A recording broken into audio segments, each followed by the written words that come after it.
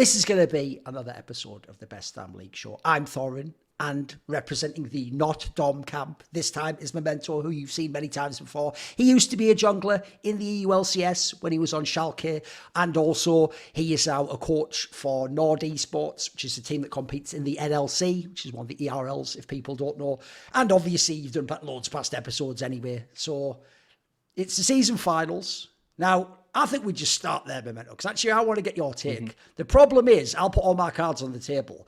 Even though I can sort of agree, there are some things maybe with this format that aren't ideal, and I don't like discount when players tell me it's hard to practice or you don't get time. I don't, but I have to say, like, I'm one of the rare people who actually does prefer this over the old league format where you have like 9 weeks of BO1s and all that jazz. And in theory, if they did it differently, I'm not against the idea of a season finals. My main problem with the season finals is it just always comes right after the summer. And then also you have this weird thing where, like with Mad Lions now, you can get like a bad team just gets to play there. Whereas like the obvious example is everyone would probably rather see Carmine Corp play based on how they ended. Yeah. You know, so it's just, to me, it's more minor things like the scheduling or how they did the championship. But I'm not really that against the idea of like 3 mini splits in the season finals. So what do you think in general of the LEC format at the moment? Have you, because it's the second time we're seeing it run, what do you think? Yeah, I mean, it's the second year we're going into this format once again. My problem with this format is that it's 3 splits and they don't feel impactful at all. Like, I don't remember which game was played in winter and spring. Everything is just smudged into like one whole season. Now, the old format was pretty slow with like 9 weeks and then playing best of ones. I'm not sure if I like this one. I would prefer like best of 3, where we would actually see the teams. I think most regions have gone to best of 3, even LCS, LCK, LP. Like, everyone has pretty much best of 3, and I think that's the best way to see which teams are actually the better teams when they come out of a series. But then the obvious argument is, do you really want to watch like a best of 3 of like, I don't know, Rogue? Like, that's the biggest issue. But I would like to see them change the format maybe into a best of 3. But at least if we do a best of 3, we get to see best of 3s of Fnatic, G2, we get to see pretty much all the good teams as well. So that's like the give and take. Yeah, one thing maybe I'll ask you about, because you're coming from the coaching and the player perspective, is there's a flaw, and this happens in every game when people aren't top pros. Like, I'll give you the example. My native game is obviously Counter-Strike, and in Counter-Strike, people think that when you argue you want a best of 3 instead of a best of 1, they think you're only arguing about things like luck, or, you know, you don't want like the worst team to have an easier way to win. What they don't know is, like in Counter-Strike, the example I'll give you is, obviously, we don't have champions. What we have in Counter-Strike is we have the maps. That's what changes what the difference in the games. And the main problem a lot of people to this day don't actually understand about Counter-Strike is when you do a best of 1, what you do is there's 7 maps total. You just let each team ban 3, and whatever's left is what you play. But if you think about it, right, when you play a best of 3, you each ban 1 map, then you pick a map, then you ban, and then the last map's the decider. Now, essentially, someone who thinks, well, it's just a BO1 might think it's like playing the decider. No, because notice in the decider, I sometimes never have to play the decider best if I win 2-0. Because in the scenario where you can only ban 1 map, if you're bad at 3 maps and I'm the best team in the world, I'm probably just going to get you 2-0. I can just get you on one of those, or maybe the map you even pick. So actually a BO1 is way more actually likely to be an upset because it's almost in the middle of the map pool, as it were, right? As far as I know, and in terms of how people like think about a series, it's something similar with best of 3s in League, right? Like the problem I know a lot of the people complain about with the BO1s that are the LEC players is they say essentially, unless you're like a really bad team, you probably shouldn't do a cheese or some like weird experimental thing. You should probably just do your strongest draft, right? Whereas if it was a BO3, anyone who watches LPL and LCK knows, like especially the top teams, definitely do take an experimental game, or if you're up 1-0 and the team's really bad, you know, you try something that you want to test for later. What would you say on that angle? Because that's also why best of 3s are more important. It's not just more games. I mean, first of all, it is more games, but also you get to practice certain comps that you might not, you know, have practice in scrims, or you're not sure if they would actually work. I think a good example was of T1 when they had that really good split. I think it was undefeated or 15-0, whatever it was. And in most of their series, they actually lost the first game, and then they would actually win the series afterwards. And that kind of gives, like, how much did they get to practice because of that best of 3 top format? Well, if it was a best of 1, then you kind of have to put all your cards. You can't really know if this champion is going to be overpowered or not, or if it's going to work for your team. Because there's many situations in a lot of teams where they're practicing certain things, but it's a little bit too risky. We don't know if we want to risk our best of 1 because we might lose 1 point. And that 1 point might decide whether you make playoffs or whether you're not. So you can't really risk it. So I think just having a best of 3, a lot more like diversity in terms of picks, and I think the teams can really see their strengths. And yeah, so that's why I'm a big advocate for best of 3s. I think Yeah, that's if no better one knows, format. by the way, he's referring to the one 2 years ago in the spring when T1 was Yeah. like undefeated with that new lineup, and then it was just after that that Chovy Gen G's took over. Okay, so obviously for the season format, as I said before, right, an obvious downside to me is that when you look at the event, the first thing that jumps out is Mad Lions almost couldn't have ended the summer split worse, but they get to be here because obviously they were in the final of the winter split and they were a playoff team in the next split. So basically, cause it's funny thing is, somehow, I don't know how Riot's done this. Remember, this is what everyone hated back in the first year of Korean League of Legends. Remember what happened is Najin Sword won the opening split, that winter one, and then they weren't that good by the time Worlds came, but they got the spot instead of KT Rolls to be. Everyone remembers this famous story. KT Rolls to be probably the second best team in the world, but they didn't get to go to Worlds. Meanwhile, Najin did because championship points were weighted too much towards, like, winter was almost, I think, uniform. It was just the same amount. Now, in the previous years, we tried to even make it where summer split like was more important, etc., etc. But the issue here is essentially, I think that's another flaw in this format. Like, it won't matter next year, maybe, because the whole point of winter split is it'll go into its own international tournament, so it'll carry its own weight. But being as a lot of teams actually almost treat the winter one like it was one that doesn't matter as much, I feel like an obvious problem here, like I said before, but you can give me your take, is if I had to pick, and I'm not doing this just to be a hater, because obviously I'm an upset fan, but like, I think Carmine Corp was actually playing really well at the end of the split. I would have loved to see them play again, whereas the problem for Mad Lions is I just have no reason to believe they'll be good. Like, I don't know where I'm supposed to sort of like cope and think they're going to level up, or I don't know what I'm supposed to think has changed. So what do you think on this topic? I mean, I definitely think the champion points of winter split should not be as relevant as it is today. I think the summer split points should be probably the most impactful ones, which I think they are, but not to the degree where if like you can legit go to finals in first split, and then after that you can just be the worst team ever and you still make it to season finals. Like, that's not how it should work. We should have like the summer split, like who is the strongest team at the end of it, and they should be the ones competing for the world spot or just being there. Like, I think KC, it's sad, but it's just true. Like, they sucked the entire year, and they did have a good performance now coming into playoffs, and they definitely stepped up. They made top 5, they finally made it, and etc. But that doesn't discount like how bad they were the entire year. So I don't think they should be. Yeah, I don't think they should be in the season finals, because you laid your own bet pretty much. Sure. Even though I would like to see more of them play, but the reality is they sucked the entire year, and that's it. Yeah, true. I mean, the obvious answer to be fair to say to Carmine Corp if they complained would be, why didn't you field this roster in the other splits? You're the ones who tagged the two. In fact, I would even say this is an extreme scenario, so that's why I pointed out in the format side. But the biggest crime they did really was just continuing with the exact same roster for spring. It's one thing to fail in winter like they did, but the fact that they sort of like tanked spring as well. I mean, you know what? All I'll say is if you're on Carmine Corp, turn to Cabashard and Sakan and just say to them, like, well, there you go. I promised you could play in LEC. Now, I can't play at Worlds because of that, but yeah, enjoy it. Enjoy LEC. Back to the RLs you go. Right, let's get into it then. Let's actually start, since everyone's talked so much recently about BDS, Fnatic, G2, let's start with the lesser teams. Let's start with Mad Lions. Right, this is a team Memento where one of the weirdest things about it is, I think a very misunderstood quality in League of Legends is because it is a team game, you don't have to have all your players be the best players or even playing that well to be a good team. Like, in fact, I'd even say the obvious parallel to that is BDS. I think BDS actually played bad the whole summer playoffs and they still almost made the final. Like, it could have actually happened. But when I look at Mad Lions, dude, they have the double whammy. They simultaneously have loads of players in bad form. And then as a team, they look really bad. So what do you make of this team? Is there any light at the end of the tunnel, for example? Is there like a bright spot you could look at? No, okay. So the issue with Mad Lions, first of all, there's no light at the end of the tunnel because their biggest issue comes from mid-game. And a lot of the games, they're actually ahead. And it's quite disturbing to watch their games and see how ahead they are, where they have like a 10k gold lead or whatever. And then they randomly get caught like playing too fast. And the other biggest issue that we have as well is that mid-game is one of the hardest things to practice when it comes to scrims. Yes. Like, I think we have a scrim pandemic or like a mid-game pandemic in the LEC where the scrims are just heavily reliant on like the early game, and that's the only thing that they're practicing. And that's why we see Mad Lions having like really good early games, and they've actually gotten a lead in most of their games. But at some point when the Baron spawns, the 20 minutes hit, they're either going too fast, playing too fast, or trying to get vision, skipping steps, and then they get caught and then they lose the game instantly. And it's just not a solvable issue that you can fix in the span of 3 weeks or 2 weeks. This is an issue that's been overgoing for the entire split. I mean, if you just look at the early games of Mad Lions, you'd be like, yeah, this team, they probably like are first place or they're second place. They're doing really good. But every single time we come to mid-game, they will crumble, and that's not going to be fixed. Especially, maybe they can win versus, I don't know, Giants because that's more of an equal level. But that is what's really sad about that roster. And I also think Frascove has been extremely invisible in the entire split. I haven't seen him at all. But it's also that Mad Lions is not playing that well through him.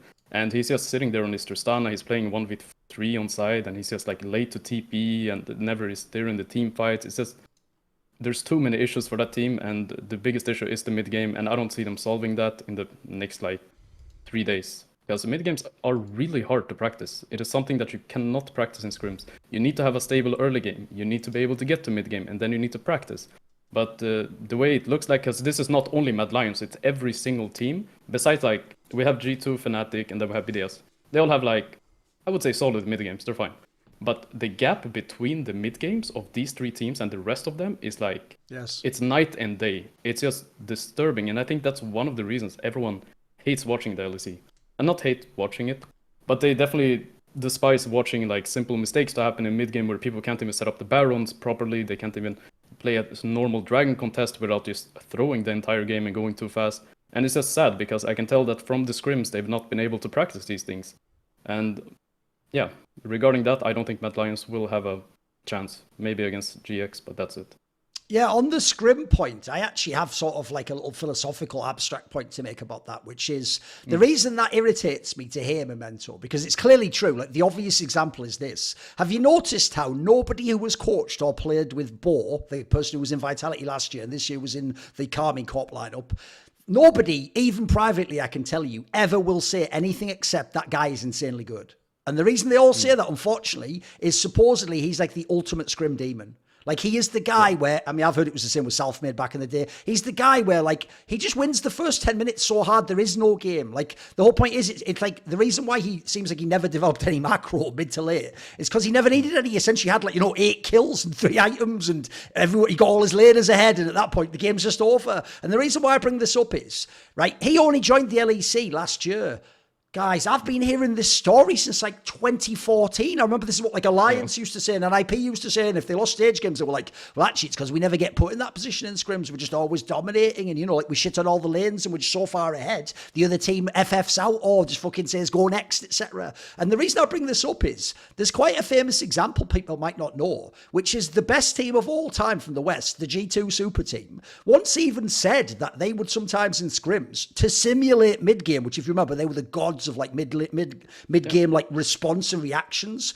They essentially would like purposely not take like easy kills in lane or just like I assume probably tell Yankos don't just like gangbang the weakest lane or whatever and get like that player ahead. Because they knew if they did that, they'd win the scrim. But first of all, LEC game wouldn't be as good because then the other factor is obviously especially mechanical junglers, they never play quite as aggro in the LEC game as they do in the scrim when it doesn't matter and no one's making fun of you when you lose and you do just go next. But then also, you'll just never get this like practice even domestically in the mid game, and then God forbid you go to Worlds and you play like Dam1 or fucking FPX, they're just going to eat you for lunch. So you're not even going to have a chance because essentially it's like you never actually practiced real League of Legends games. Like I'm sure in your career as a coach you've seen this, right?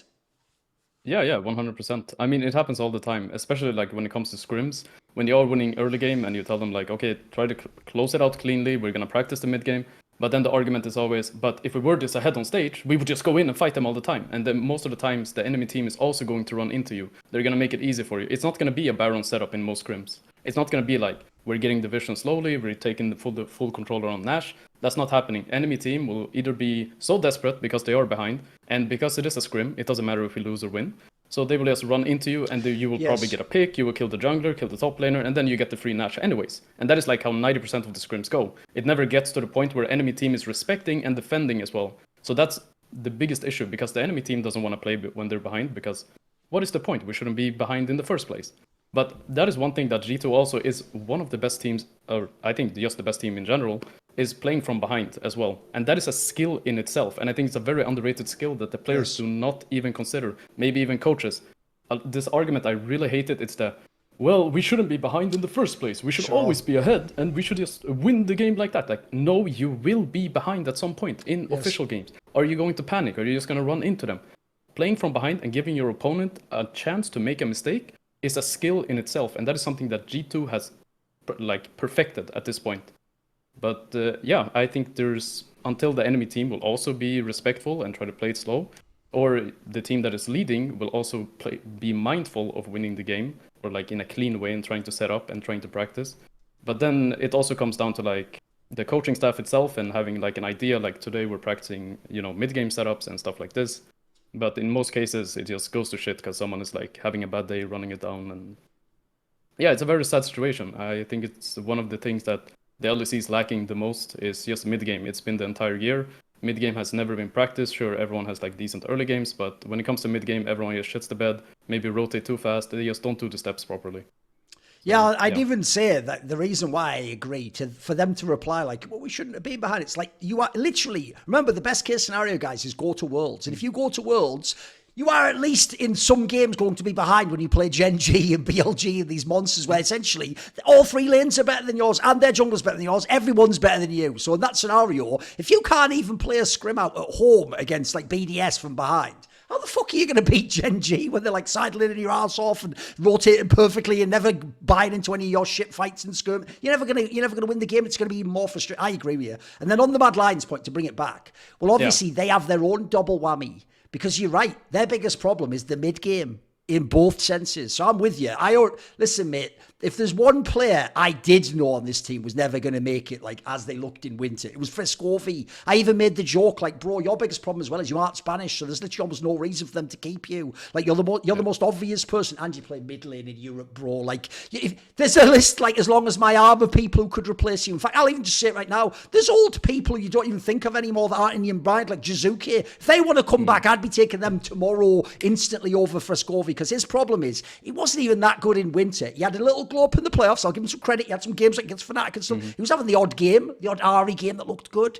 But if you think about it, we've had quite a few games of this guy now, and so many of them have been underwhelming. And then also, I'll just throw this in there. For the actual mid-game itself, that is so sad because that was their strength in winter. They were actually fairly good at that. Yeah, maybe some of them, like BO1 wins, were lucky, but they took on real top teams like the Fnatics of the world, BDSs, and they were actually potentially like beating them in this kind of a scenario. So I actually thought at the time, like, wow, what a great coach and stuff. And then if you think in the modern day, if you notice, one thing that's quite interesting, but no one ever fucking talks about this, is League of Legends in Europe especially for so long always started like this when you look at a lineup. It goes, jungle mid is a duo lane, not a solo lane, right? I don't even think that's the case anymore. I think jungle and support is the fucking duo. You know what I mean? Like, in fact, now might even be one of the less impactful couple of years for mid lane. It's not really like the super carry role. It's probably ADC off and on, isn't it? Or top lane or something if you think of world. So if you look right now, the other reason why I'm so actually, this is the part that does bum me out about Mad Lions. Because look, their players have been so like rude, and then also the fans have been so shitty. Like, I low-key enjoy watching them fucking lose. If people are shitty to me, I enjoy watching bad things happen to bad people. Okay, cool. I think I'm human in that sense. But the one thing I did like about this team is I'm a fan of Elyoya and Alvaro. Alvaro looked really promising, and Elyoya looked dope. Like, it actually looked like initially, the one thing you had to say in winter was, I guess he was right and we were wrong. Like, apparently he didn't like the team Winniski and some of the way they played in the other team in Hillsang. But I'll tell you what, it looked like him and Alvaro were fire. Like, I would have said, at a minimum, you're definitely keeping those players, like, build around them. Like, this can be, this could be like a top 2 jungle mid duo, jungle support duo. Mate, that has just gone away. Like, I think Elyoya looks mega disconnected. Alvaro just looks bad sometimes. This is sad for me. What do you think as a jungler? No, I gotta disagree. I think their synergy has still been very good. It's just like the windows that they look to engage has been very off. Like, where they're not synergized together with their team, they're not with Frescawi, and they're going in alone. They're making a lot of plays like individually as a 2-man duo instead of doing it as a 3-man duo or 4-man duo. But I think their synergy has still been on point. I think they still have one of the best synergies in the LEC. But yes, as a team, they haven't been able to crack it. Like, a lot of the early game leads that they do get is because of Elyoya and the Alvaro synergy. But in terms of snowballing it, they have to give the ball to someone else. And usually in this metas, especially when there's like Tristana, there's Lucian, etc., Ezreal, you have to kind of give the ball to them. Like, hey, we set this up, Alvaro and Elyoya. Frescawi, you take over, and now we play around you. But most of the games, Frescawi, even when he's playing Tristana, he's playing the weak side, and he is going to be like left alone. Now, the one that they want to play around is mostly going to be Mervin. And unless Mervin is on some like weird champ again, where he's playing like Nico top or playing TF, then it's not that easy to play around when he's playing like Asante, right? But I think definitely they tend to, maybe it is because it's not Spanish, they're not like playing towards Frescawi, and they're kind of like letting him play towards them instead. But that is the biggest gap that they have in their gameplay. But the jungle sub synergy, I recently watched all their games, and I think they're they're still very solid. Like Elioya and Alvaro are still a solid duo, but in terms of like progressing as a team, they're just not there yet. I know what you mean about if it's just them isolated making a play, like you gang bottom and setting it up. I know what you mean, but I also mean it in this sense. My perception is not only are those the two roles that do most of the shot calling in modern league and give the info, but as far as I know, it is Elioya's team. It's just like he gets a call wherever he wants. So if he's calling like that and then the support's roaming and not getting the right comms off, I think you have to blame them for that too. You know what I mean? Like as you say, maybe together they can make a play, but why aren't they bringing the others in? Why aren't they getting together? Yeah. Why aren't they grouping at the right times and fighting the objective or not fighting? You know, that's where I'm kind of pissed off with them, because I feel like these players looked like they were going to be the best in the LEC at these roles, mate. Yeah, I mean, it's a bit of a meme, but I do think it's true as well because of the meta development of having these AP junglers where Elioya played like his Talia, Zyra, etc. So he's playing a little bit more for himself. I do think it's a lot harder to, shot call as accurately when you're not playing a Sejuani, you're playing a Maokai. It's like you can look at the map the entire time, just clear your camps very easily, and you can make the team like come together. Yeah. And I think that has also been one of the factors why they haven't looked as good as they did all the way back into winter. And so that also does play a factor in Elioya's shot calling. So I would blame Elioya for most of it all. I think his individual performance has been really good. But in terms of shot calling, because I cannot expect the rest of the rookies to be like, oh, now I understand side laning. I understand like how to set up the Nash. Like Elioya is the main guy, and he's been the main guy from the beginning. It's been advocated that way, and everyone knows that he's the main guy. So the blame comes a lot on Elioya as well, that he's not able to coordinate his team and do the correct decisions in game and synergize them. Yeah, I will say one thing I've always wished we could actually have just for things like this is mainly the jungle role actually, mate, is I've always wished we could have that tech that they've sometimes used in Counter-Strike where you do like eye tracking software and you can see where the eyes are looking. Because what I don't think fans at home know is like, especially by the way, I've seen some of the Korean and Chinese junglers, bro, they are the best I've ever seen for somehow like looking at them. It's like, like I'd say this is the way it works for a top Western solo queue player. It's more like they look at what they're doing, then they briefly glance at the minimap and the other lanes, right? I'd say the Asian elite players look at the rest of the map and briefly glance at what they're doing. Like they're unbelievable at clearing while only seeing like a fraction of the screen. It's actually a concept from StarCraft that people don't know. This player called Bisu used to use, where essentially he would just train himself to switch so fast that like even though to you or I watching, because we're not controlling it, we'd be like, well, I missed that. He knew like which part of the screen to look at for the millisecond and then go like, right, I got like sort of a snapshot that I can look at the rest. Like I don't think people know, because I'm with you. I know what you mean on that one. Like if you're playing Zyra, it's going to be way harder to just like autopilot and look at everything else the whole time. Like, you're not going to pull off the mechanical moves, right? But it's also a skill to be able to absorb information in a fraction of a second. Yes. Because I think a lot of people can look at the minimap, and this happens a lot to the players, and they cannot tell what is going on the minimap. Sure. So I think the Korean players, like a lot of times, they can look like really fast, and they understand exactly what's going to happen in the next 30 seconds. And they don't need to look at every single lane to understand like, oh, top lane is slow pushing, or they can make a play here. And they get all the information that they need to look at the minimap. While maybe another player looks at the minimap and he doesn't see anything. He just sees, oh, there's an enemy there walking, or oh, my ally is walking towards here. But it's also about like absorbing that information and using that to make a fraction like decision that is also a skill itself. I'll even throw out there, by the way, if people want to know how Emily Rand of the LCS became so good, because in my opinion, look, she's a little bit dry because that's her personality, but she's really fucking good at her game knowledge, in my opinion. She's one of those people that mega tunneled on jungle pathing, and I can tell you, she would watch whole VODs just on the minimap. That's all she was looking at, to just know every single interaction, where they were going, where the wards were, where the fog of war was, and like, it will take your game level to, like, knowledge to another level if you can do that side of the game, guys, because I do feel like a lot of people just watch the fights, or they just go, is Baron coming up, the basic things on the broadcast. Yeah. No, I mean, 90% of my career was just like watching the professional games and just looking at the minimap. But it's really funny because I've had a lot of experiences with other teammates when we talk about like, hey, watch some VODs and watch how these guys play. Sure. And they're watching, and they're literally watching, the screen. Right. And they're like, oh, wow, look at this team fight. They did he missed a hook. I know. And it's like, bro, look at the minimap and try to understand why they're doing certain things. Get inside their head. And if you learn that like habit of looking at the minimap, understanding, okay, why is he doing this? And why is questioning things, critical thinking. And that's just like something that a lot of players don't actually know what to do, know how to do it. Because if you are practicing that already in the VOD reviews, you're watching a lot of these like LCK, LPL, whatever, it's completely useless if you're just watching it to watch it. Yes. You're supposed to watch the minimap and learn from them and see why they're doing that. And then you can transfer that into your own games. Because now when you look at the minimap, you will have an idea of, oh, what are they actually doing? Why are they here? What are they looking for? Okay, the top wave is actually slow pushing. That's probably where they want to make the play. I gotta go there and be there to defend it. So, yeah, it's completely useless to just watch a VOD. while watching is the screen. No, it's also why I always think when, like, the ultimate thing that annoys me is when fans hear that players, like, play the game X hours a day. They think play the game means have fun. They're working, you idiots. Like, that's not supposed to be fun to play the game. And also, I'll throw the obvious joke. It's low-hanging fruit Memento, but I'm the best low-hanging fruit picker in the esports history, which is, of course, you were watching the minimap most of the time because you were dead. So the screen was great. There's nothing to do on the screen. So it's, don't worry about it. It's all good. Listen, you're here with me now. You're safe. It's all good. You made it out. You made it out. It's all good. Schalke isn't even fucking in the league anymore, mate, so don't worry about it. Like, it's all good. Yeah. That's dead and buried. It's gone. It's gone. Right. And also, I will just say, before anyone flames you, most of the jungles of your era don't even play anymore. I don't think people realise that. Jungle role's been another one we've absolutely been brutal on. Like, it's basically just fucking Yankos. That's about the only person left in it.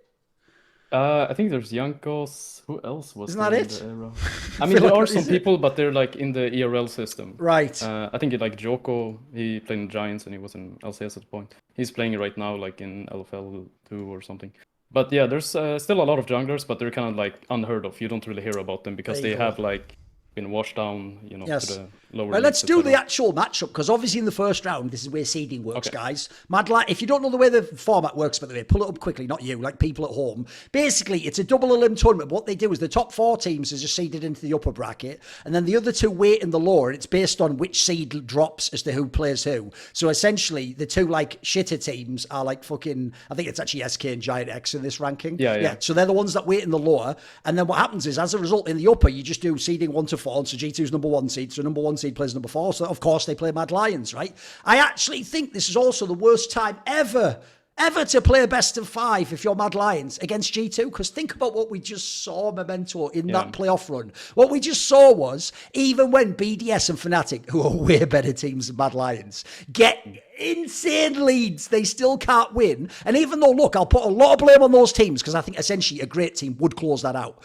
But once they fail, I always say this, you have to be able to catch the throw. People use throw as though it's automatic. When you throw, you lose the game. No, mate, there's loads of throws. I think BDS have done a few where they can still win the game. The difference is, though, if you were to pick one team in that earlier rant who actually does have a good mid-game, it's fucking G2. They're actually probably also the most dangerous team to have a lead against and start to throw. And bro, even though Mad Lions has had some early games, if you watch those 2 series, how can you ever believe you're going to close the game out? And then also, this is an area I actually think people have gone too harsh on G2. It's because they're starting so badly, and especially like people who you think of as lane monsters like Hans Salmon, just aren't necessarily getting the kills and aren't getting ahead and aren't accelerating the game. I think people have gone too far, because I'll give you an example. When everyone talks about how bad Mickey X is, and by the way, he's been terrible in lane sometimes, he's died way too many times, he's done stuff that is almost like Hillsang-esque. Like, where's Mickey? Like, where's the guy who was like a god earlier? But I do think people underrate, mate, when he gets into the mid game, though, it feels like he always pulls off one big play or something, or one big catch, or especially if he has the poppy, mate, he'll just get to carry out the team fight. Like, I feel like G2 of all the teams, they're not just the best team. It's got to be one of the worst matchups for Mad Lions. Like, how are they going to win this series?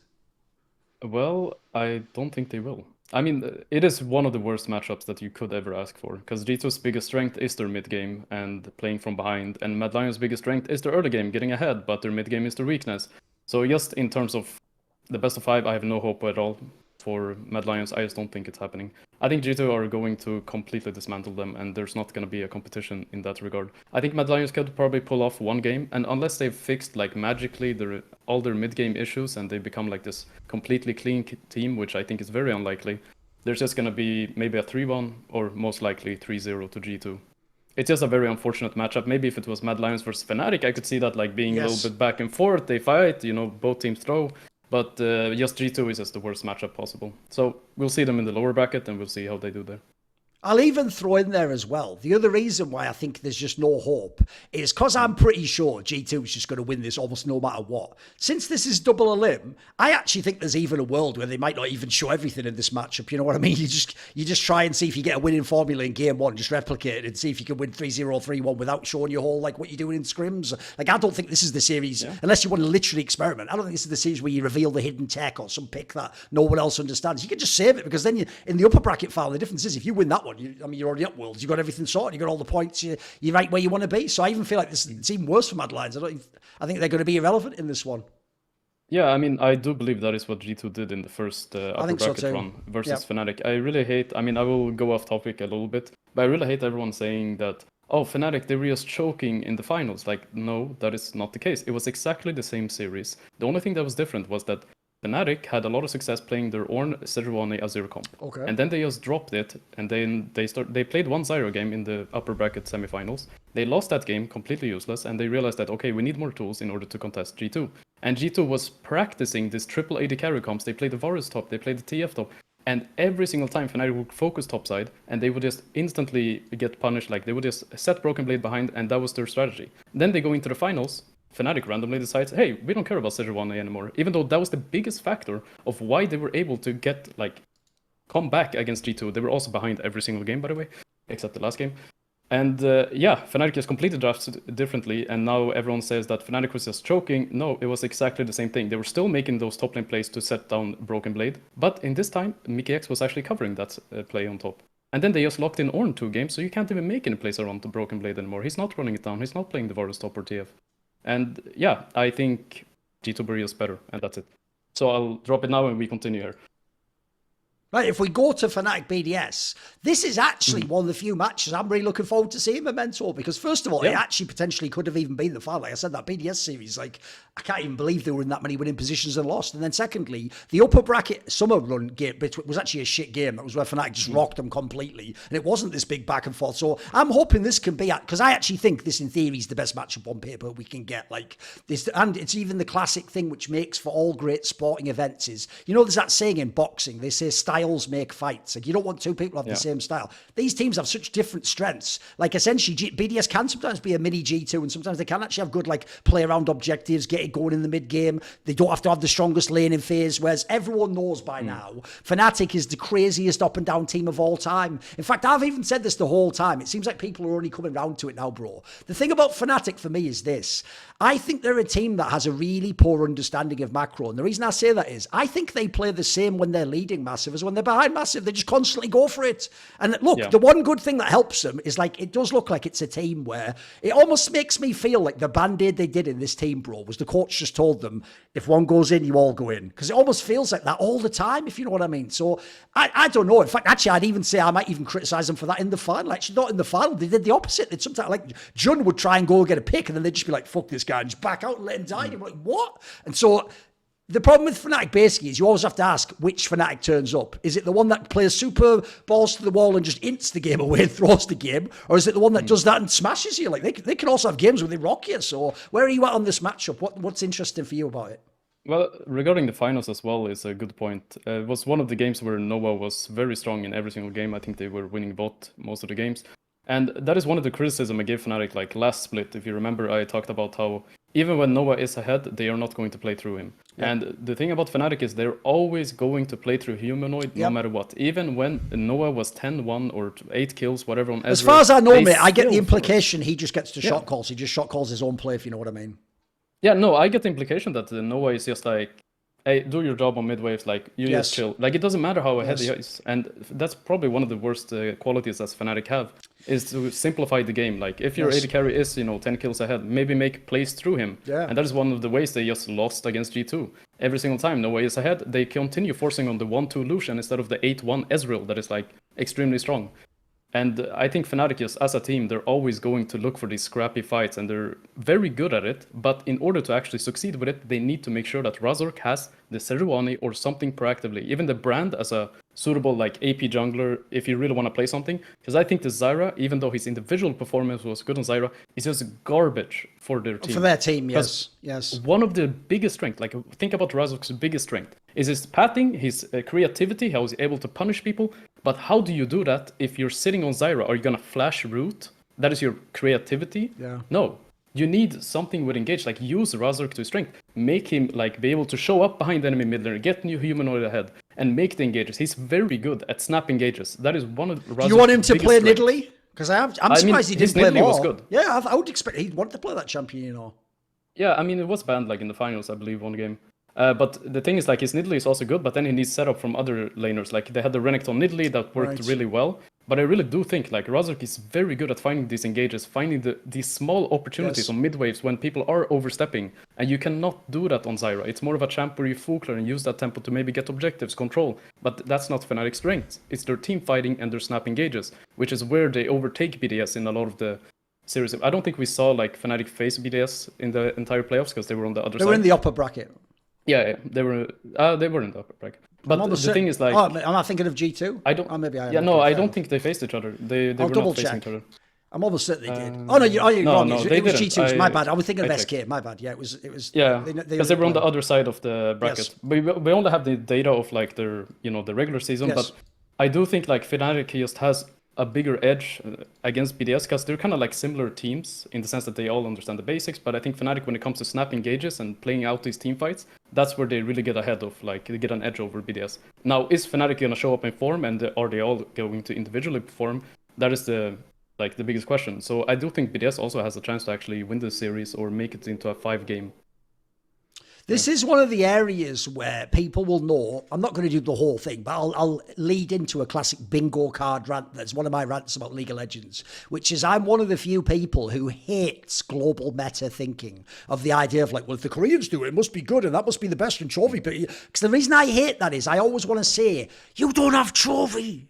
You don't have trophy. You don't have carrier. You don't have bin. So it doesn't matter what they're doing and how they're playing on their team, because unless you've got the equivalent and the similar type of team, it might not even work for you. Like what they're doing might not, and it might not even be the best. Maybe it's just working specifically for them. Like maybe Chovy just really loves that fucking pick. Maybe Bin just really has some weird off meta pick. Maybe you play Jax even if it wasn't in meta. You know what I mean? So the reason I bring this up is this is one of the teams that I hate it for. Like I actually love, this is why I always rave about fucking both BDS and G2's coaching stuff. I actually love the way they draft because their draft shows, right? There's a very famous concept, Memento, which back in ancient Greece, there used to be this temple where there was the oracle of like, fucking, I can't even remember who. And basically there was like a thing written over it and it just said in Greek, know thyself. And the concept was you have to understand who you are to know how to, like, in this case in sports, like win the game, to know what my strengths are, what my weaknesses are. Because then also, if I then know the opponents, I can match it up, can't I? I can make my strength go maybe where his weakness, I can, etc., etc. I feel like LEC coaches and the Fanatics particularly don't do this, mate.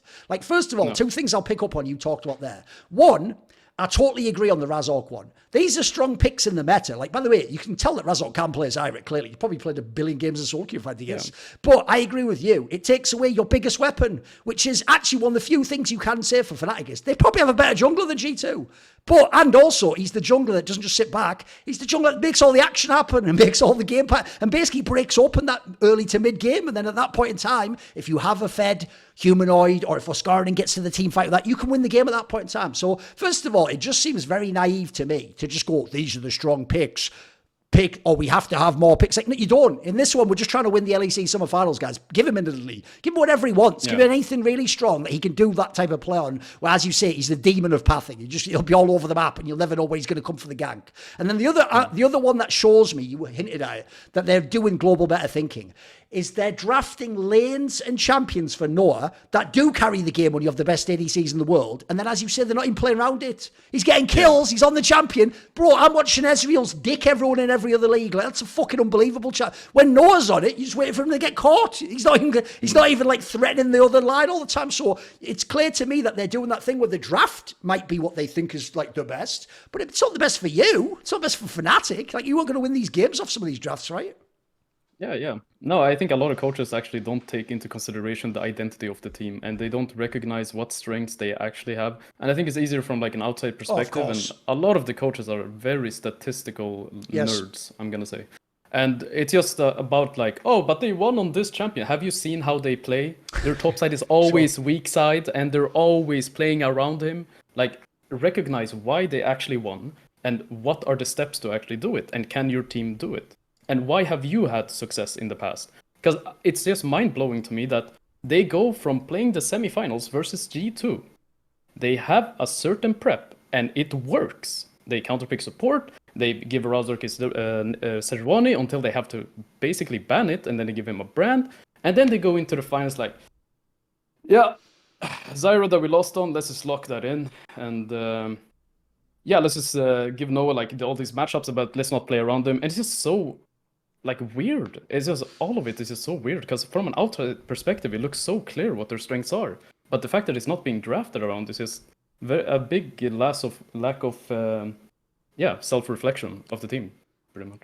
Because I'll just throw this out there, even though it's going to upset people. It's my way, innit? Didn't even need to say that. Could have just left that disclaimer out. Is like the obvious move I would do, even though I understand he already was in the team, is like if I have to pick one player only on Fnatic to change, this is literally the move I would do, Memento. So upset. The rumour is he's just going to be replaced by the Kalista guy. It almost, if you look at how even Karmine Corp behaves, it's obvious. I would just replace Noah with Upset. And the reason why is obvious, right? Humanoid's like pretty good. We all know who Humanoid is. He has his good games, he has his bad games. His flaws never quite that bad over the whole season. You would still keep him, and he has an enormous contract and skill going. Razork's obviously the best. I actually think if we're taking one player out, I could keep Oscar in. He's never going to be the best in lane, but he obviously is pretty good in team fights. That's fine. Jun actually played pretty well in general. And as far as I know, it wasn't even the case that Noah asked for him. So I don't think they have to be a package deal. But the reason why I say I'd bring in Upset is, first of all, he's someone who definitely wants to have a lane lead all the time. So you've got one lane you can always play through there, which means if Oscarin doesn't lane that well, it doesn't matter that much. Secondly, if you give him his meta picks, like you give him the Zeri, etc., and you play around him, he will absolutely win you the game from the mid game with kills. He does basically, he almost checks all the boxes that we've just said Noah doesn't. And I think even though I agree, there's an angle which is who knows how Upset left, who knows if he wants to play with Humanoid. There's other factors you could throw in there. Maybe they don't want him. You could have that. Maybe they don't even think he's good. I don't know. But as an outsider, that's like a very simple move where if he's available, I would just get him. You know what I mean? I feel like it'd be an upgrade. Obviously, okay, so let's first, Memento was the jungler of Upset, so let's see. Maybe he has a different perspective. Go on. Yeah, I mean, let's first think about, like, first of all, there is the factor that maybe Upset left in a bad manner with Fnatic and they don't want to play with him. Because Humanoid and Razork already played with him, right? Like, that's already been done. So they know if they want to play with him again or not. But I also think that Noah is one of the guys that makes it available for Fnatic to play the way they want. They like to play around topside quite heavily. They like to play around Humanoid. I think Upset would hate his life on Fnatic with the way that they're playing now right now. Because, like I said, regarding the finals, Noah being 8-1, if Upset is 8-1 and his team is forcing plays on the other side, that is going to be a mental breakdown. So they would have to adapt their playstyle if they do have Upset. Then it's going to be more mid lane into bot lane centric. And yeah, so I'm not sure if Upset would fit. Whether it's, I don't know whether they actually change their playstyle, but until they do, then I don't think Upset will be the right player for that team. Thing is, though, I would change the playstyle because I also think the other flaw is, bro, I don't want to be wasting my time playing the top side when he's not fucking carrying lane. Like, what am I doing at this point in time? You know this, bro. If you're in solo queue, let me explain. If someone watching, you're all people who played solo queue, every fan watching. If you're someone who's very rarely ever played jungle, so you don't know the role, you know when you're top lane and you're behind 2 kills or your wave's fucked up and you go, jungler, ping, ping, ping, come and fix my... No. If there's another lane that's ahead, we're leaving you. You're dead. You're fucking Jack at the end of time. You're just dying in there. We're going to protect fucking Rose on that, like, door, mate. That's we're going to bot lane if they're ahead, or if mid lane has agency and get a kill. We're not coming to your lane because all the effort we put into that, even if we get the kills and the ganks, all it does is reset the lane. You're just back at even again. And if you're bad, by the way, at top lane and laning, you're going to get behind again. And then the other jungler's going to come. And so, in my opinion, except for certain circumstances, that's just not a great way to play League of Legends in general, you know what I mean? So, like, in that scenario, it's like, listen, Oscar, if you're not that good, you just have to survive, mate. That's your job, I'm sorry. A million top laners have been told this in the history of League of Legends. Pick some shit that can survive the lane, gangplank or whatever, then you just worry about it after that. I'm not coming to save you every 5 minutes when you set yourself on fire. Yeah, you see you in the mid game. That is the Exactly. I mean, that is what G2 did as well. They stopped in Ornn and they were like, yeah, go ahead, the gank top how much you want. I'll see you guys in the mid game. And yeah, the joke is Broken Blade actually used to be a fucking top lane carry, guys, and they don't at all play to him on BDS, on G2, because they know, bro, we've got Caps and Hans Armor. Why would we play to him? And I even agree, by the way, the line I always used to say to really tilt the top lane when I was the jungler was, if they die and they go, please come to the lane, I just go, just build tank, you don't get to carry anymore. Yeah, I can't lie, people don't appreciate that, but you know what, spoiler, every solo queue jungler knows they're already giving you abuse anyway until you kill yourself, so don't worry about it. At that point, you just say, for my mental, you don't exist. There is no top lane. It's a 2-lane game from now on. Right? It's just a quick mute all. That's it. Definitely. By the way, mad underrated. In solo queue especially, where in Europe people barely do the proper comms, just mute at the beginning of the game and just make your own decisions on what to do with the game. I'll worry about where lane I'm coming to, mate. You worry about it. I don't need your ping, because you're all going to ping.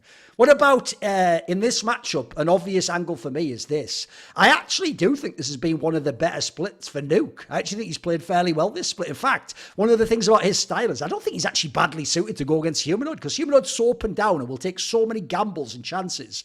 Nuke is a pretty stable player. Like, he's a player you can kind of rely on. And to me, I actually think, you can go watch historically, I don't think Humanoid wrecks this guy 1v1 or like dominates him, etc. I think it's actually like somewhat, it makes mid-game like less of a factor. Like, I think Humanoid can bully other people with hands and get ahead of them and scare them, etc. I feel like in BDS, they don't worry about that. Another thing I love about their team's coaching is, because they have the ability to not have to always have that lead we talked about all the teams thinking they need from scrims, I feel like they have a comfort when they're like slightly behind or the other team has a slight edge that I don't see from, they have like what you call in English like poise. They can sort of hold themselves without getting too nervous or thinking they have to make a play. Like, by the way, Fnatic themselves will always try and make a play back or do some crazy thing. BDS sort of knows when it's like, it's not the end of the world, that we can chill like this, or we don't have to get ahead at this point in game, or an objective's coming up in 2 minutes, let's set up for that, let's not blow the summoners and the flashes. What do you think about some of the matchups for this one?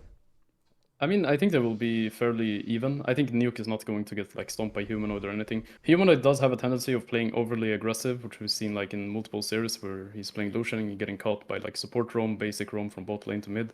And the other thing that I have to mention is that BDS meta is not as optimal as it used to be. Because one of the key success that BDS always had was having Sheo on these like poppy, high activity, proactive junglers. And that has really completely changed. And I think that's why also Labrov has had a worse split than he's usually done, because he was a big factor of these kind of like their team identity. It was like Labrov, Sheo, always being able to like solve the map. Adam has a bad trade, I'm there, boom. Mid lane over trading, I'm there. But they don't have that same like luxury with the new meta of being the AP jungler, so that you have to play a bit more for yourself. There's a Sejuani, but I assume it's going to be banned as it's one of the best champions for both. And just in terms of like the matchup, it's going to be equal in early game. I think just all of them, like individually, they will match up quite well. It's not going to be any advantages from there. I think maybe, I don't know if Ice and Labrov are going to do better. I think Noah and Jun has actually had quite a really good laning phase in the past games. I think they've got an advantage almost most of the games that they're playing. So they might be able to play through bot. But my biggest issue with BDS is going to be that they have very solid fundamentals as a team, and I think that's how they get a lot of their wins. Like in the early playoffs, like they barely made it to the semifinals. By the way, like they were like holding on with their dear life. Like, first of all, with the MDK series, where they're almost losing, and but the reason they're able to win is just because they have better fundamentals than the opponent. They know how to play from behind. They know where to take the fights. Like in chokes, you want them to come into you, and then one of the other things is that they play really good around the objective setups. And that is what you need to do in order to become a top team in LEC. That's all you have to do. Just have the fundamentals very high, and you practice them, and then you'll just outperform 90% of the teams or 80% of the teams in these situations, like around Dragon, around the Nash, or just team fights in general. But that's the thing about like Fnatic. I think they have better team fighting than BDS. Even though BDS has very solid team fighting, they're better than most of the teams, but Fnatic has that edge. They have that snap engage that BDS doesn't really have. They hesitate a lot of times when they come into these areas around Dragon. So yeah, I think it's going to be an equal matchup though. It can be whoever shows up on the day. I would give it to Fnatic either way. I think Fnatic, if they just fix their draft and they give Razork and play towards his strength and their team strength, they're just going to roll over BDS. Yeah, the obvious thing to me is, even though I agree, like in early game, I totally believe that I can get leads, etc. The obvious areas to me where each team can win and lose is, I think the difference is, if you get to team fights, even vaguely on even strength, I trust Ice way more than Noah, and they play around him better than Fnatic players around Noah. So I'll take that guy to win there. He's the superior Korean for me. And then the obvious other angle, though, where BDS can lose is through Adam. Like, even though Scarron's not some god laner, I'll tell you what, Adam right now does do that solo queue top lane shit where he'll just push that fucking side lane, mate, and you can catch him. You can, by the way, Fnatic should take a note out of what G2 did against them in that final. Like, just set up when you know he's coming, have the right guy there, you'll carry, or bring two people and just kill him and quickly rotate. Like, I think you can get these moves off, because on BDS they clearly do sort of like use Adam as some sort of like wild card factor, you know, like this. I can tell they sort of just let him, he has the longest leash in the game, he can sort of do whatever he wants, and then the rest of them are just supposed to figure out what the correct response to that. And I get the vibe from the official games that like, this is just how they play, and they've had so much experience doing it. The joke is Adam doesn't need to sort of judge this. They just judge it for him, if you know what I mean, and they group at the right place or play in the right lane. But you can definitely get kills on him. You can definitely make sure that like Oscarin could get to a team fight and stronger. So it'll be interesting in that sense for me. Yeah, I mean, the thing about Adam is, like, I don't know what his identity is anymore. I feel like he's played so many different champions in the entire split. Like, there's the TF, there's Rumble, there's, like, randomly coming up a Kazante, Sion. Like, there's so many champions that I'm not sure what exactly is he going to play. Like, what is his identity at this point? Like, will he just pick Olaf? Will he pick Malphite? Etc. But one thing I have noticed with Adam is that he's gotten a lot better on these, like, weak side picks when he's playing these tanks picks. And one of the key strengths that BDS has been using the entire like playoffs or the entire split is just playing two lanes. So a lot of times Adam will legit just not go farm a lane again and just stay with his team for the entire game. And he will like fall down in CS, etc. But they will always make progress and they will take control. But Adam, to me, I don't think when he's playing these like TF and these carry champs, he is getting caught a lot on the side lane. Yep. So his biggest strength is going to be like when he plays these tanks and he goes even, he's doing really good on the engages and he's always grouping with his team and helping them get control. But just on the carries, they seem to have forgotten how to play around Adam. And I think, like I mentioned again, it is the jungle meta developing. It is now more full clear. You have to play more for yourself. It is not Shio on Poppy running top, skipping every camp and helping you out. That is not available anymore. Same for Nuke. I think maybe Nuke was always equal in lane, but Shio was the biggest factor. Shio was the guy that would actually solve these things. He would be the better jungler that would show up, and he would fall behind, etc. But he would always set up all his teammates, and he would be with Labro, be with everyone, etc. But it's definitely a different meta now. Yeah, I think he played like Kartus, Talia. I think Talia is also a garbage champ, but same with Zyra. But yeah, I'm not sure. I think just whoever gets to one is going to have a good game. I will say, despite my rant about Fnatic earlier, this might be the one series where I do want you to gank top all day fucking long. Because if you just, because by the way, again, the other thing about Adam is he does sometimes play like it's solo queue and there's no comms. Like he will just push the lane and the wave so much, and you're like, bro, this, you're just begging the jungler. And when the jungler's Razok, by the way, he's going to get the kill if he comes. Yeah. Like it's going to be, Shio's going to have that. By the way, that conversation we had earlier, Shio better 24/7 be fucking looking at that minimap and top plate, pressing like F1 or whatever for all day long. His keyboard's going to be worn out, mate. Right, what about, I noticed, by the way, earlier, I did actually just apparently lie. I didn't, because I didn't intentionally. I did say, like, we'll start with the bad teams, then I explained the format, and then we just went to the good teams. So, like, we'll do the bad teams now. It's all good. It's, okay. What people don't know is I do about, like, 7 shows a week, mate, and I'm tired sometimes. Guess what? I can't always be at my 10 out of 10 performance. But you know what? Even my 7 out of 10 is pretty good. In that way, aren't I the faker of podcasts? No, of course not, because I'm not washed. And I never smash my head off a wall. Well, at least not on camera anyway. To be fair, he didn't try to. He actually tried to do it off camera, so who knows? Right?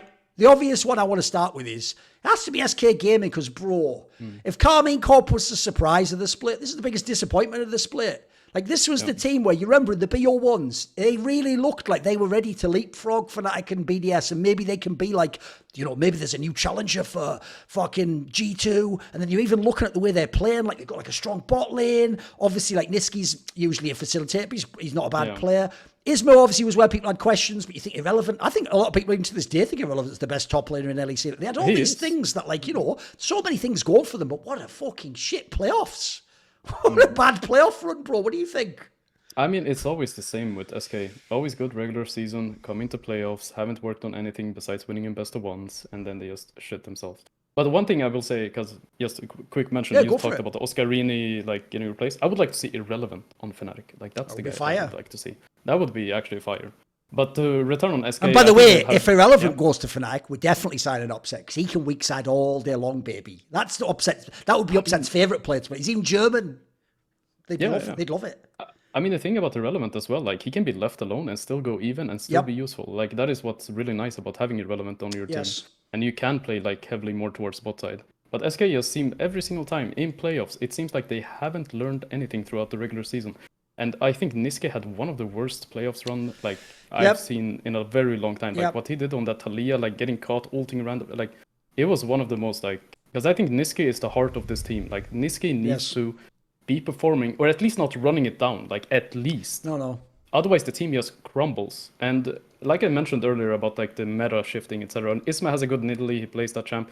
But it's really affected him not being able to play these kind of champions like Sejuani played the Poppy like in the early season when they're able to actually play these hyperactive junglers. Because Isma, to me, when I look at him play, he's just a reactive jungler, a psychopath pretty much. Like he likes to get into enemies' face, react to them, and always like contest them. But that's just not working anymore, especially when your mid laner is like too far behind. And I think it's one of the most unfortunate playoffs run I've seen, like considering how the regular season went, they went first place, etc. It is the biggest disappointment I've seen in a very long time. So yeah. Also, I'll just throw this out there because I looked it up. Irrelevant's contract ends in the off-season this year, guys. So I think that will be like a bidding war, mate, because I think there's a lot of teams should want this guy. I think he's really fucking good. I mean, by the way, the reason Fnatic definitely should is he always bodies Oscar, and even like, it's even the guy that you've just watched bash his head in all day. So like, no, I'm with you. That guy, I hope there's like a crazy bidding war and all the top teams that aren't G2 basically go for this guy. I think there will be, honestly. Like, he does look like the most consistent top laner out of... Like, you could even put him in G2, even though Broken Blade is... You could if you want. You could. Like, I would just like to see him with an actual team and that actually plays the game and uses him to his strengths. Because he can play the weak side, he can play the strong side. Yes. He's just the most consistent player on that team, just overall. But I was a bit sad about, like, their bot lane. They had a really good early season in the split. But Luon and Isma just hasn't looked the same. Like, towards the playoffs, they just don't seem on the same page. And I think it is, like, relevant to the meta as well, and with Niske having a poor performance. So unless they...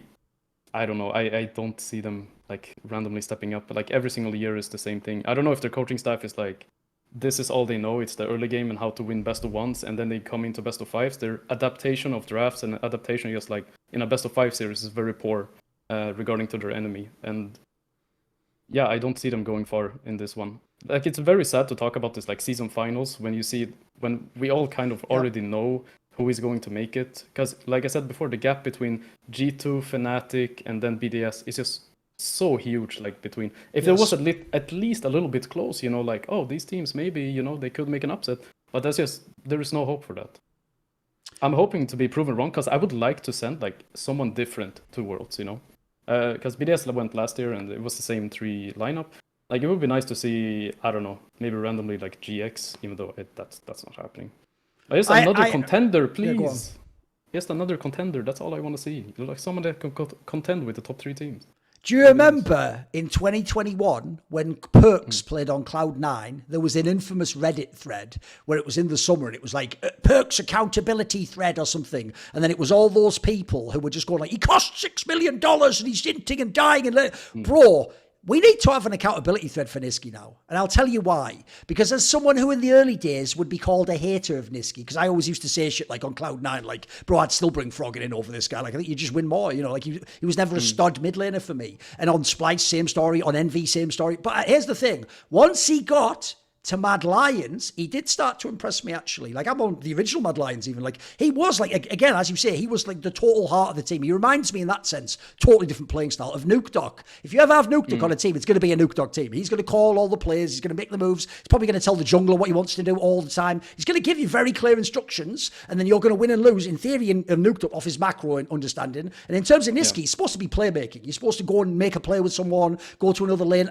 By the way, if people don't know, champions like Talia are supposed to be right in his wheelhouse. That's supposed to be exactly the best picks for this guy. If you think of last year, the story goes that the reason LYoy wanted him out is this guy was just like they couldn't function as players. They have personality difference and playing style difference. And then you look at this year. Fucking hell, mate. Like, he has BO1s that are good, but every playoffs, he just bombs it. And the worst thing is he's not losing like he's behind in CS or just like he doesn't carry the game, he chokes. Bro, he actually just straight up throws these games. Like, he does some of the most essentially, my joke would be, if I flame Humanoid for inting, this is like, he's got the inting of Humanoid without the fucking players, without the upside in the playoffs. Like, I can't trust this guy to win any series now. Because this was kind of my last straw. I kept thinking, but they've got the new bot lane now, maybe that'll change things. No, this guy's just inting, bro. Like, something's happened, and because he had that middle period, which was really good, and he was probably underrated. Even in winter of last year, he was pretty good. But the problem is, I feel like people also, because they like him, everyone gives him a bit of a pass. I think at this point in time, we have to be a bit harsher, because I'll give you an obvious example. If you think actually of how Isma seems like he wants to play, I don't even think that narrative of like, yeah, but if you get Niski, he's like the jungle whisperer. I think that's for different style of junglers. I don't even know that works for Isma. Like, the joke is, if I had to make another roster move, right? Here's the roster move I'm making immediately on SK. Now, look, I'm obviously imagining we keep the rest of the team in irrelevant. If I can make one roster move, it's another obvious one. It's another bias Thorin picking his favourite players. Bro, I would just bring Larson into this team. You put Larson in Niski's spot, and I think this team would be way better. So I think people have I think Niski himself, by the way, I don't know if he does this. I watched that episode of sack down on LFM, but that was mainly about like his career and stuff. I don't actually know how he thinks of himself currently, but I hope he knows he's having some bad fucking splits, mate, because to me, he's a veteran as well. Remember, he's won the LEC. Dude, like these are not the mistakes I would expect of like a champion. Remember, he's supposed to be in that elite tier. Right now, it should be like Caps. It's mainly just Caps on his own, but let's say like A tier should be Humanoid, Larson, and Niski. In an ideal world, you'd have all those three players. They'd all be in that. They'd all earned that. They've all had the history. They've all got their own playing style. Everyone knows how to play around them. But I tell you what, right now I can't trust Niski, mate. Yeah, no, he's had very poor playoffs like every single time. I think it's actually really sad because his regular season was fine. I think it was good. Like he had a good regular season. He was a big part of their success in the terms of best of ones, why they were able to make top one. But I don't know what is happening like in the playoffs in the terms of coaching staff or their scrims. It seems like they're just throwing everything out, or the opponents are just able to actually read them as they are playing the same way that they are always playing. They, like I said before, their adaptation throughout drafts and throughout the game is very poor when it comes to playoffs. They do not survive in a best of 5. They don't survive in a best of 3 even, which is just a sad disappointment for this kind of lineup. Where you bring in 2 new Koreans, you bench Exakick and DOS, and it's supposed to be like this magnificent split that you had, your top one. Hey, this team might actually go to Worlds, and then it comes to playoffs, and then just everything goes out the window. It's a very sad story. I do blame Niski like for the playoffs run with the Aliyah. Which game was it when he played Aliyah and he just ulted on top of G2, was it? I think so. But yeah, he that's where he had like one of the worst games where he was just getting caught over and over again, and then like solo, like it was just awful.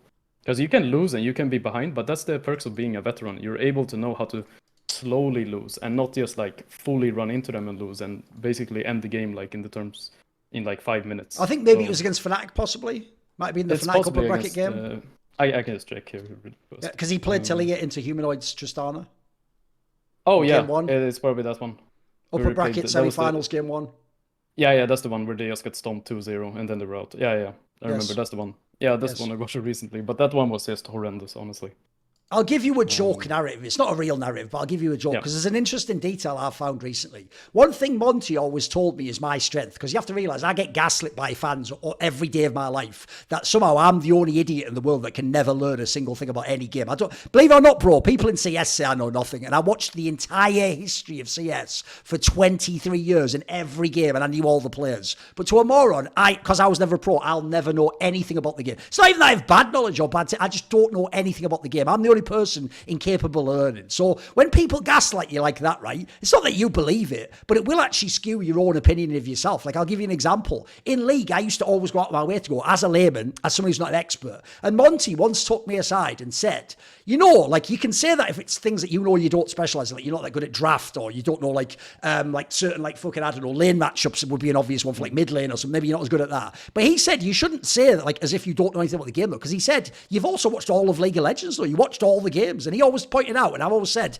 I actually am grateful for this. What he pointed out to me, because in CS I did follow the game. I think I am an expert in that game. In League, my strength basically is one, narratives, obviously. It's what I do in my job. But the other thing is, I think I'm pretty good usually at like player performance, like evaluating who's playing well or who relative to the best players. And so one of the things I think I've got really good at is to tell the story of a player. I use like a sort of archetypal approach. I look at what style of mid laner that is, and then I look at other great mid laners and I go, who's similar? Who has similar strengths? And there's 2 players I think I've nailed. And what's insane is years later in interviews, it's come out I'm right.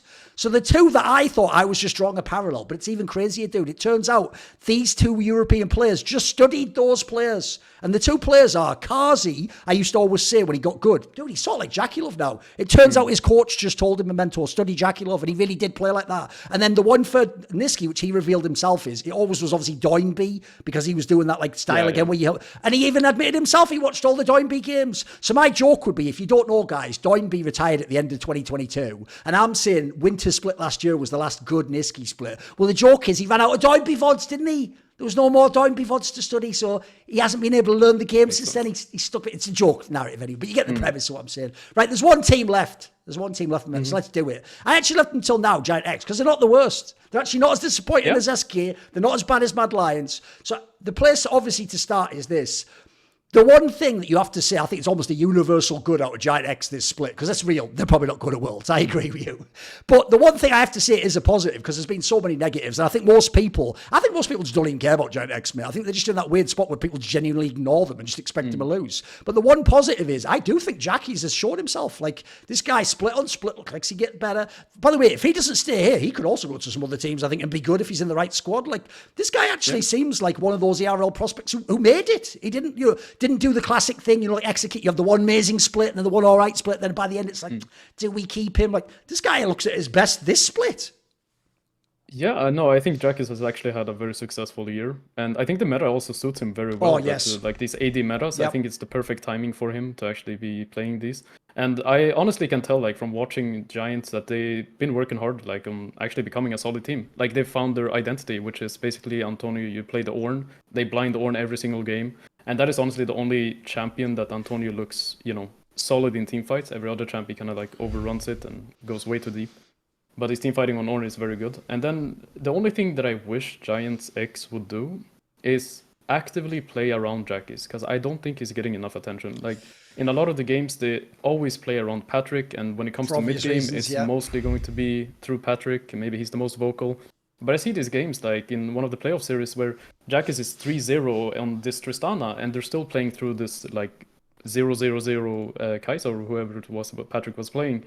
And I don't think he's getting enough attention. I would like to see, because he's kind of like the guy that can actually carry games. Like, he has the mechanics. He's shown multiple times he's willing to go for those aggressive plays. He will go in the team fight, like when he played Nico a long time ago. He would play like this Nico, always look for these like flash engages, and he will deal damage. He will actually look to carry the game. He will look on the own. He will look to ulti in the backline, try to make these plays where he can carry. But I would just like to see GiantX to develop a style where they actually play through him and try to enable him, like sort of like how the Fnatic does with Humanoid, or how they do with Caps.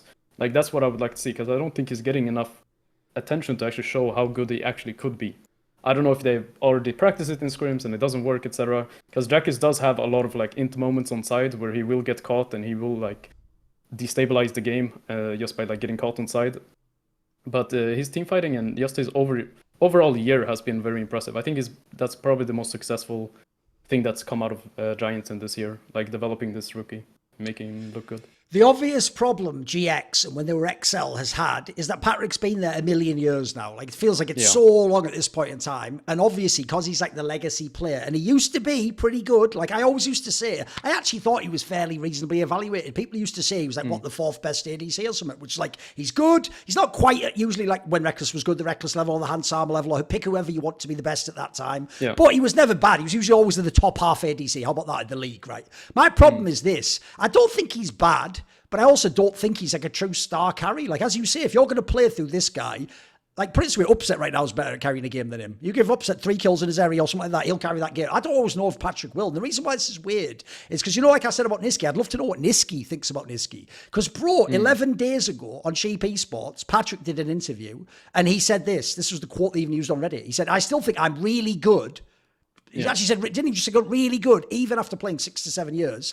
I think I'm getting better every year. Now, what's funny is, even though people will donk on that last part, when players say they're getting better, what they usually mean, guys, is not that they're better in-game with hands. They just mean like their game knowledge improves and their macro knowledge improves and they think they understand the game better and how to compete. But, because my problem is, first of all, I do think actually he has dropped behind the pack a little bit in terms of ADCs. And then secondly, the difference is when you would play through him in past years, he would still carry, like 2 or 3 games if you give him that. I feel like that's gotten down too. Look, I will say I think Ignar's a bit shit right now. I know he's an old fucking teammate, but I don't think he's very good right now personally. So it's not like I put it all on him, but I don't know, mate. This is the year where ADC could be pretty powerful. Like, I'm just not really feeling Patrick as much now. Where are you at on that? I mean, I think one of the most common things that I've heard every single time by other AD carries, and especially like in the LEC, everyone always says Patrick is really really good. Oh, fair enough. That is really good, and that's always been like the narrative. But he's been their franchise player since 2019. At this point, I think it'd be good for him as well to like change teams and try some new style, because it's clearly not working. They're never able to actually fully play around him, and he does also make some mistakes in mid game where he will get caught like in team fights or miss position. So he's not a perfect player either in that sense. Like, he still has a solid fundamentals, he does solid laning phase, he usually wins the matchup he needs to win, etc. Like, he's just a solid player, but it kind of reminds me of Kobe, I think. I think it kind of reminds me of Kobe, like being the solid guy, and then like he never really ints, but he doesn't really like fully carry the game unless he has the resources to do so. And that's the kind of guy Patrick has become for me. I think a really solid and good player, but I don't know what it is. It's been too many years now where he's been on the same lineup and they never had success, except the split where he had Mickey X and they made playoffs for the first time.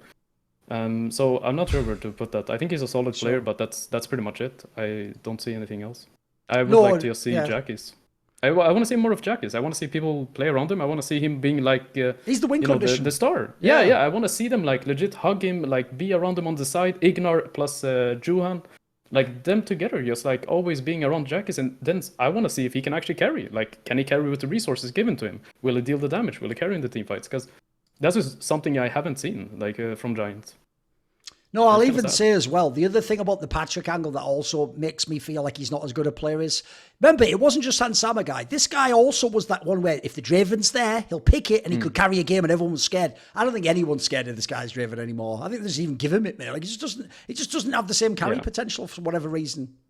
You know, just the way it is. Yeah, I mean, it might be team diff or whatever it is. Like, you'll never know. But yeah, I don't think of, when I think of Patrick now, I don't think about the Draven. Like, I actually completely forgot it until you mentioned it right now. Like, on Sama, I still think about the Draven is still there. Like, it could get pulled out anytime, and he might just shit stomp you. Like, that might actually happen. But with GiantX, you're like, okay, they picked Draven. They're probably gonna throw in mid game anyways, so we'll see what happens. Right, here's what we'll do. Because obviously this will be the last episode we do for this split and this say final to have someone else on the other weeks. What we'll do is I agree with you. Like, unfortunately, there's 3 world spot guys, and I think I can guess which 3, but the only question is what order, isn't it? So all I want to know is this. Assuming G2 wins, who's second? Is it BDS or Fnatic? Who are you picking? Which patch are they playing on? Do we know it? Is it 14.14? I'm not sure, but the problem is it's like there's still like 3 weeks to go, isn't it? So it could be in a while, so I'm not sure what it'll be at that point.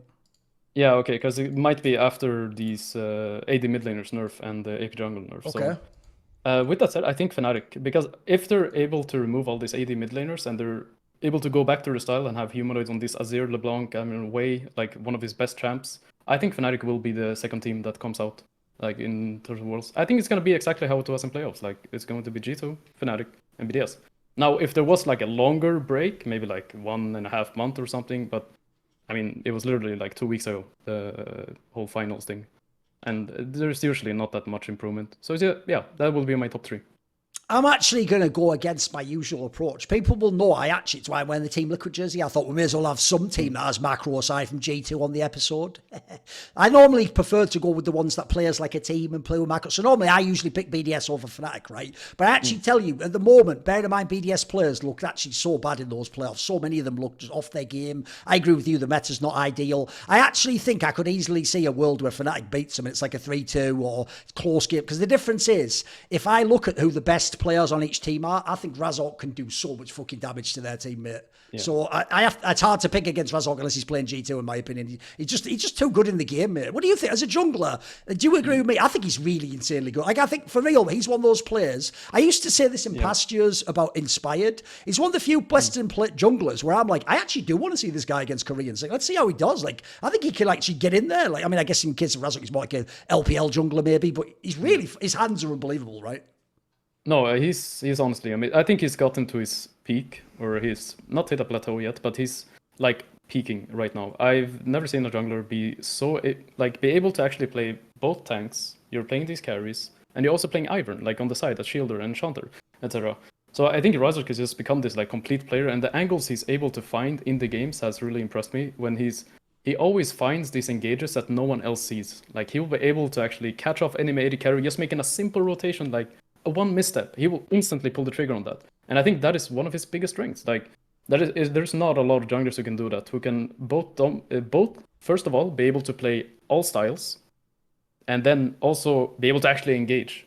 Because a lot of junglers have the issue where they're not confident enough to actually look for these engages, or they just don't see it, But his instincts are really impressive. So I think he's, for sure, in my opinion, he's just the best jungler in Europe. With the tools that he has, and how much he carries Fnatic and how he enables all his laners, it's just so impressive. I think he probably the best that he's ever been right now. Okay, we're into the LEC finals. This will be the final episode of the Best Damn League Show starring Memento, but it will not be the final episode of the Best Damn League Show this year. So tune in next week to find out who is not Dom.